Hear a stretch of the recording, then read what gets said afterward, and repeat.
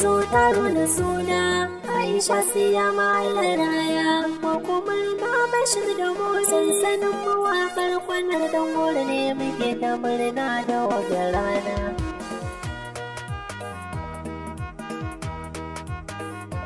Murna biki taro da suna Allah ya raya ki Aisha.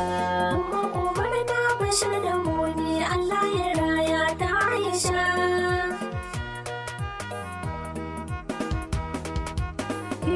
Da kai na fara gwani buwayi ka bani dama da wallafa waka da suna da zamu rera da yan uwana mu wallafa yi addu'a ga waka ya Aisha siyama kan sai da fa Allah ya raya ki Aisha ki girma har ma ki kai ga aure.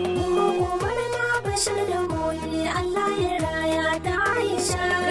Salati ga dan Amina mun so biyayyen mu shugaba ka sa sahabbai da shiraba mu domin su yi muka ci gaba ka sa waliyai cikin salatin sunari ne ta ci gaba darajar sa Allah ka raya Aisha siya mata kai ga aure. Murna bashir da moyi Allah ya raya ta Aisha. Bashir da moyi nauyi ne Allah ya ba ku samun wagadiya ku ba ta tarbiyya da kulawa ta zama tamkar balarabiya kin ci suna da girma Aisha siya mai gindiya bila walwan ga suna ya min suna na innar mu Aisha. Murna bashir da moyi Allah ya raya ta Aisha.